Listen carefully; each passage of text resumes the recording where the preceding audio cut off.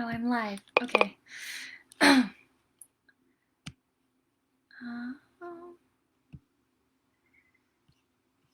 oops. I've never used Facebook Live before.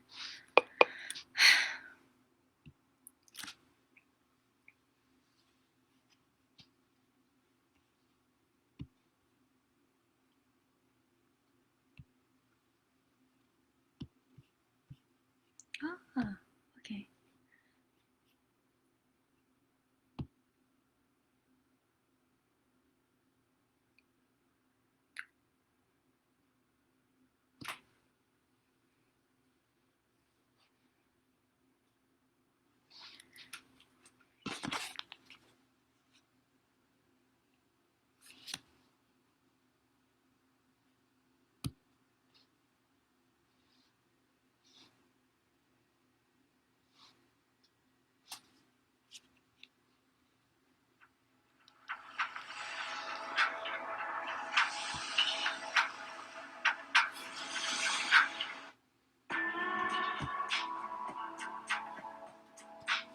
Two more minutes.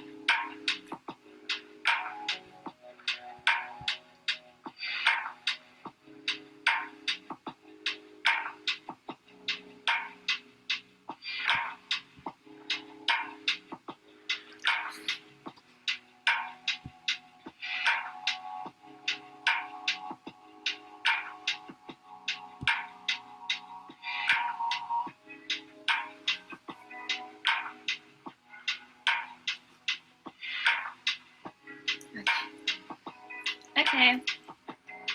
I will start.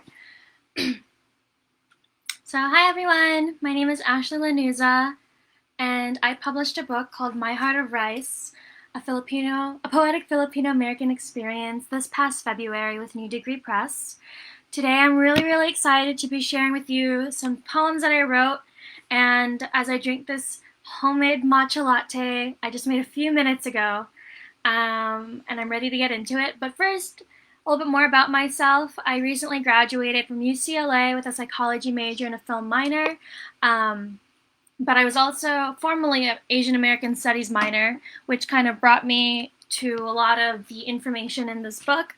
I was also very involved in my Filipino organization at UCLA, which is a huge influence on where I'm at right now culturally. And this book is basically a poetic experience, starting with how I identified with my cultural identity through food. Food that was made at home usually by my grandfather, or whenever I was like at family parties, but also feeling like this weird disconnect, and like the only way I can connect with that is food. But when I like try to hang out with like peers my age that identifies Filipino or Filipino American, it was always a bit awkward for me, and I kind of learned how that works in my life in high school. Growing up in a predominantly Latina high school, a lot of my friends were not Filipino, and it was a great experience, but at the same time it was like kind of acknowledging where being Filipino stood for me.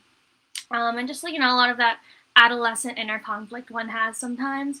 And then when I got to college, I met the organization Samahang Filipino, and met a lot of people there, and met or worked with a lot of professors and like knowledge and academic information that I didn't even know existed, and cultural orgs and these community organizations that I was engaged with, and artists and creatives. And all of that has been really influential in creating this book and creating what I see as like my identity in myself and discovery. So anyway, that's in the background about like why I wrote My Heart of Rice. And I'll be sharing 5 poems with you all today. And I hope you enjoy. Awesome. So the first one is really, really short. It's the first poem. It's called Spoonful of Love. Sweet rice hugs the curve of my spoon. Its warmth and softness embraces the roof of my mouth, feeling like home, holding me like you. I wrote this kind of in direction to my grandpa, who is the one who cooked a lot of the food I grew up eating.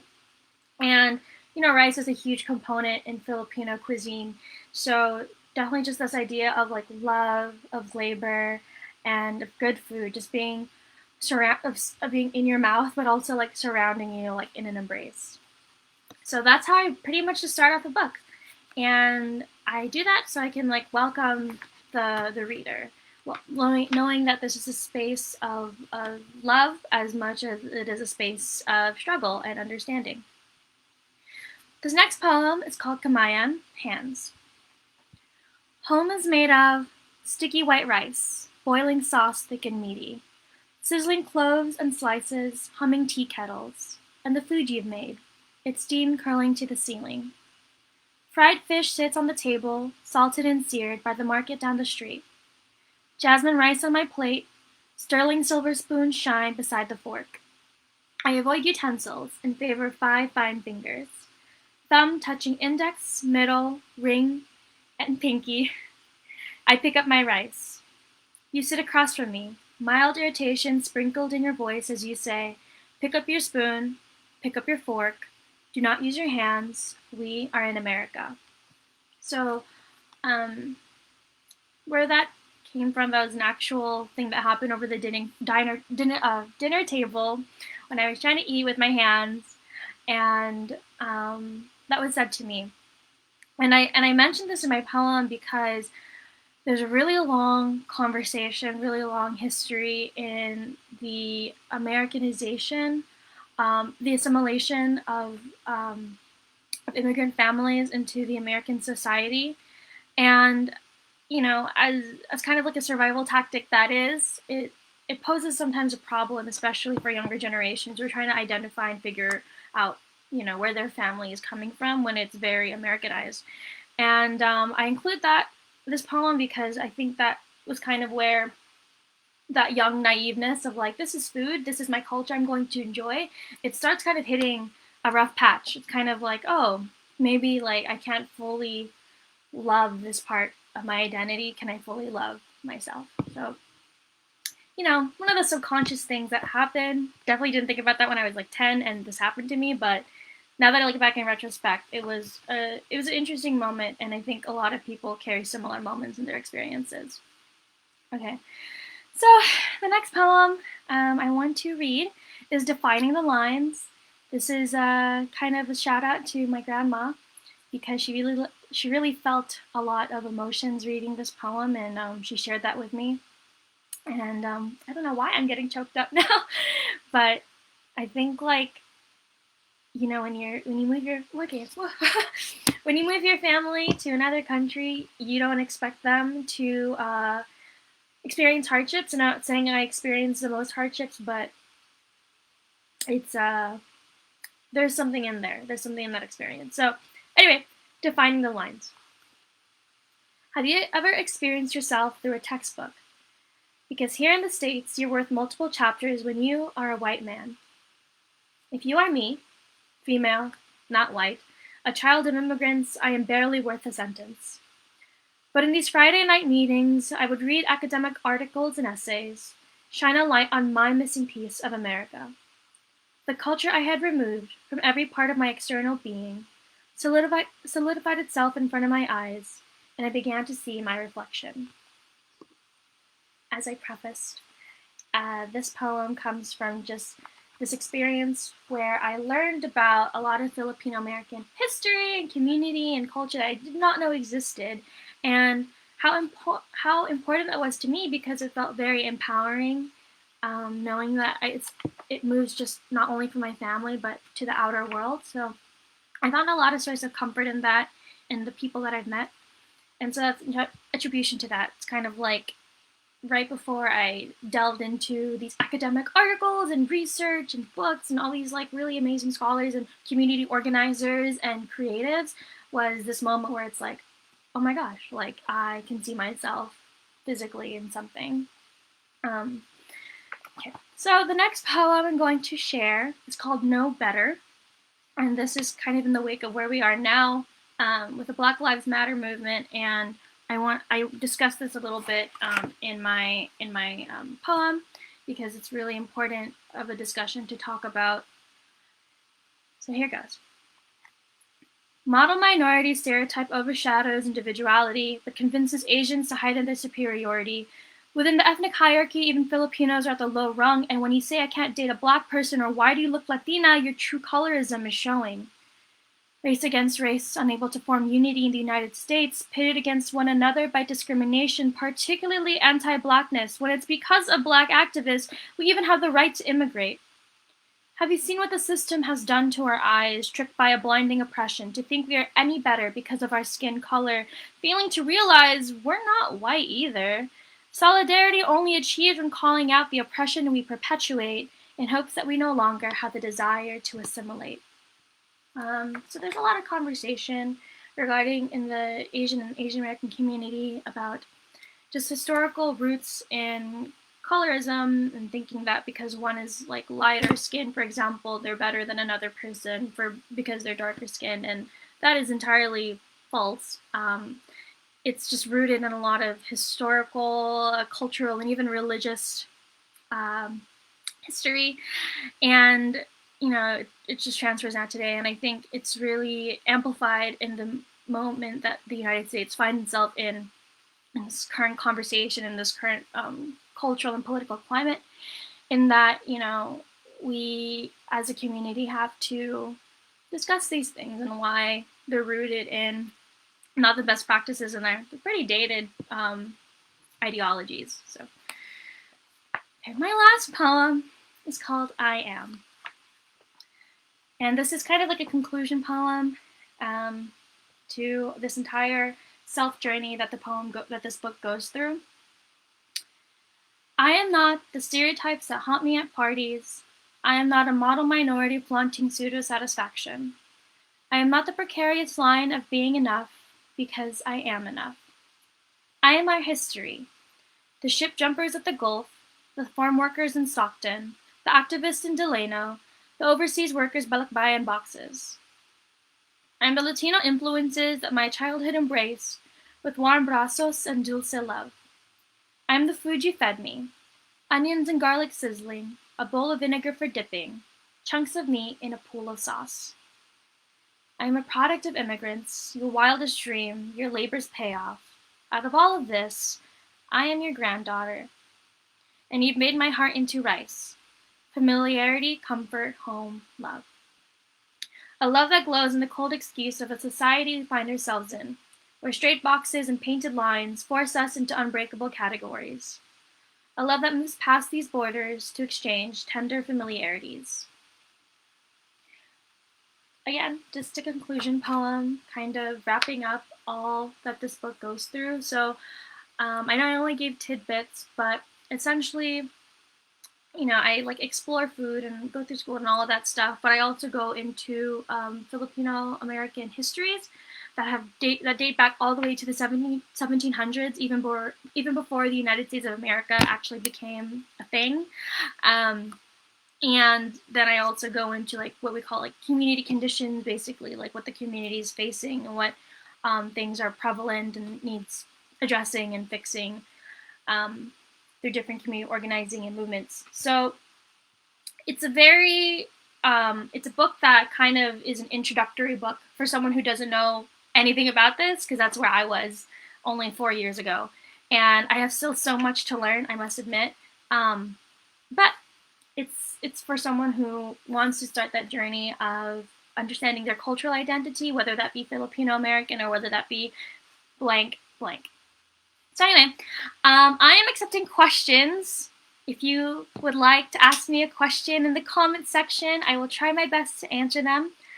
And I will just be talking about the writing process as I field some questions. So feel free to write any questions you want regarding the book, the creative process, what I'm up to, post-grad, whatever, in the comment section. That'd be really awesome.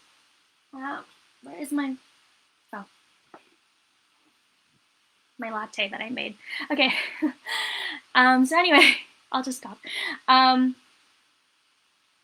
So basically what happened, I met with, or I was approached by New Degree Press, my publishing company, and they were kind of doing a program for college students, and I applied and I got accepted, and it's like, okay, great, you're gonna write a book now.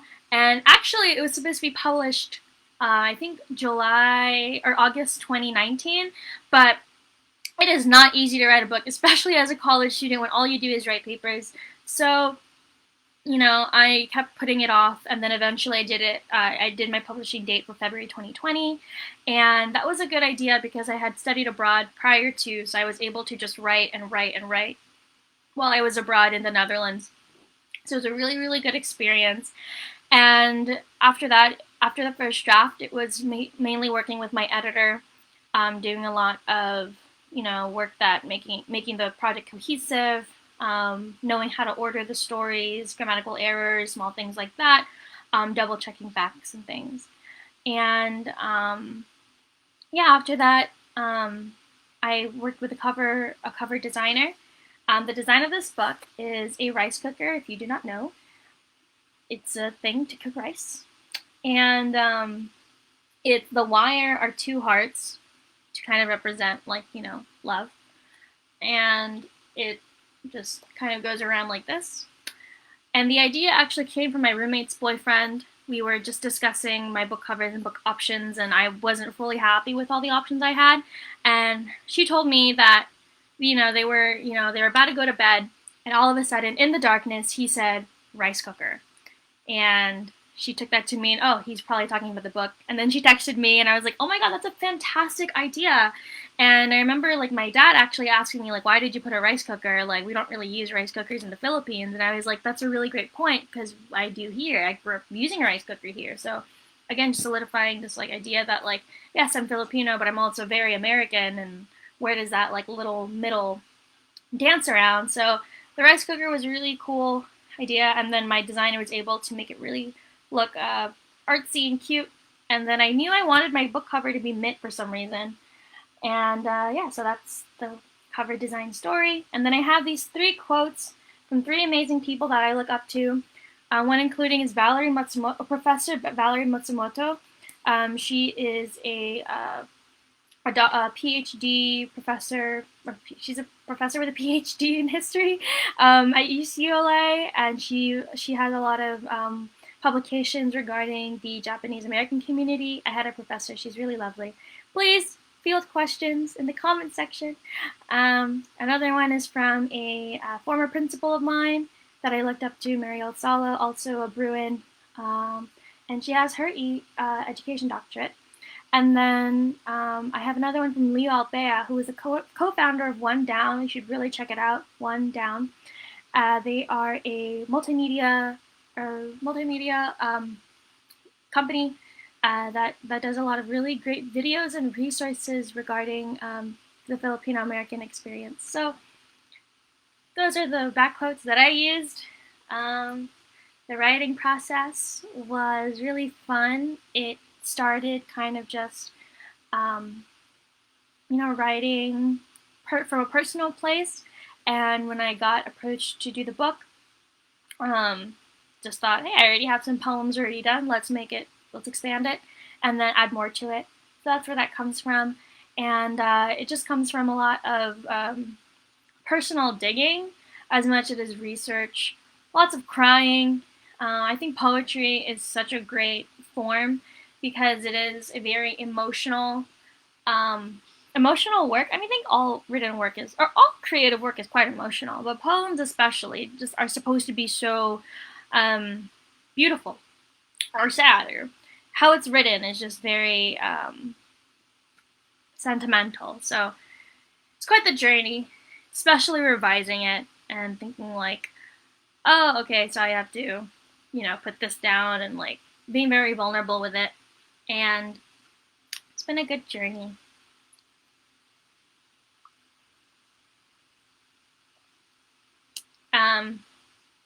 And then this Facebook group is called Poets in Pajamas. I am, in fact, in pajamas.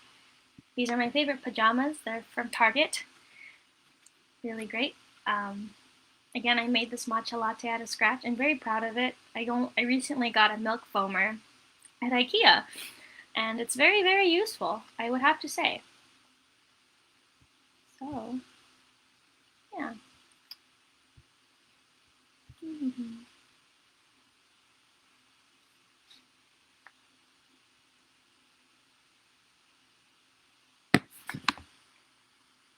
Oh, wait, me chocolate for you. Oh, lol. Maybe that's why I don't see the comments. Give me a second.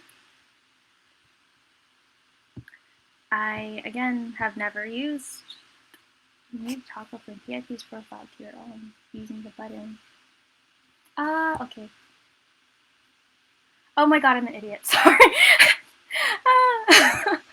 Okay, hold on. I found questions. I really have never used Facebook before. Okay.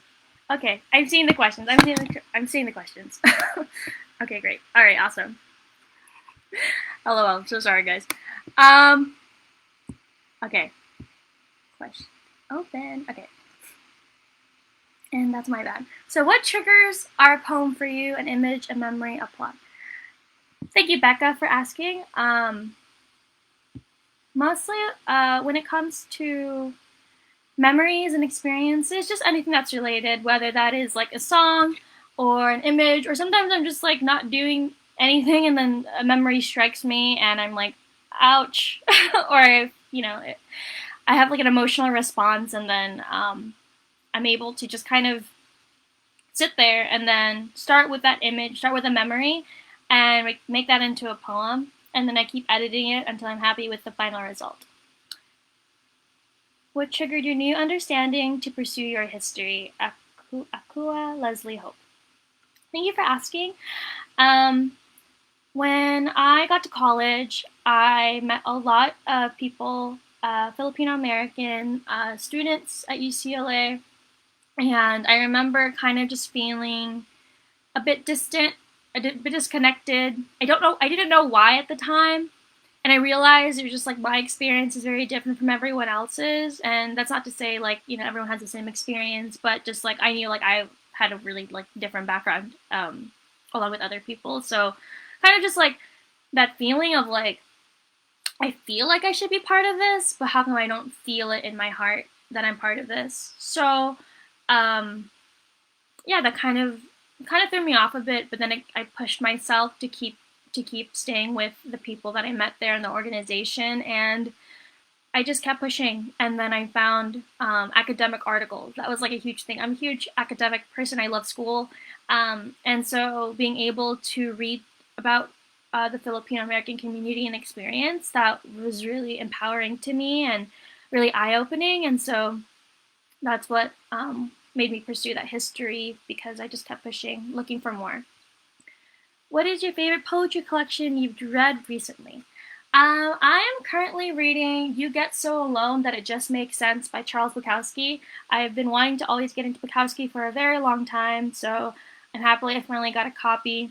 And I've just been reading that. I really like it a lot. I think that he has a lot of sentiments that ring true, and he has a really great way of, showing those emotions. So thank you, Allison Whipple, for asking. And Let me see if I have any more questions.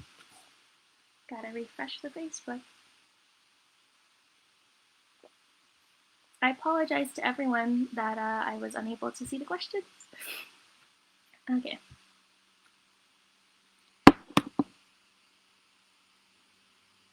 Sorry, it's very slow. Maybe if I look on my app, it will be faster. Yep, yep, yep.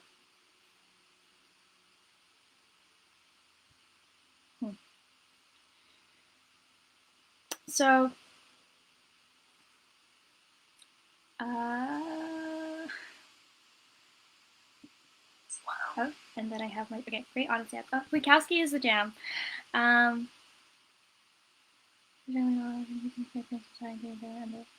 Remaining. Oh, okay. So there's other things, other questions. Oh, thank you, Becca, for the comment about great title. I cling to my all the old country thing I plan to decide and share them on the remaining gunfight. All the questions about to keep it. Yes, Akua, I mean, you know, you have a very, very specific experience, and I'd love to talk to you about that because I've never actually, I don't think I've met anyone who's third generation, so that's really a really great experience that you've had, and, you know, I actually would love to listen more. Becca, I will link, oh, thank you, Sarah, for linking the book. Okay, Allison, I answered your question. Akua, I answered your question. Becca. Sarah, do you have any favorite Filipino writers? Ah, yes. So there is one, Elaine Castillo, I believe is her name. I want to make sure I'm giving the right information. Yes, Elaine Castillo. She recently wrote "America Is Not in the Heart," and it's a really amazing narrative, I think, and the writing style is very unique and very emotional to the protagonist. I mean, it's very exposes really the protagonist's emotions, and I think that everyone should give it a read in order to kind of understand this like complex identity that some people who move to the U.S. Feel. It's a really great book, and she has it's her debut novel, and she has a great way of just like weaving this entire story of intersectional identities, being LGBTQ and being an immigrant and being like you know Filipina, and kind of like situating that in this interesting relationship between a niece and her aunt, and a niece and her uncle. It's a really complicated relationship. Elaine Castillo, to answer that question succinctly, great author. I also really like a classic, Carlos Bulasan, America Is in the Heart. I read that often, quite often actually, because like it's one of the things that propelled me to look more into Filipino American history. So, with that being said, thank you so much for all my viewers here for joining me in this Poets in Pajamas series. I enjoyed answering questions and reading with y'all, and yeah, I would love to connect with anyone who also wants to connect with me.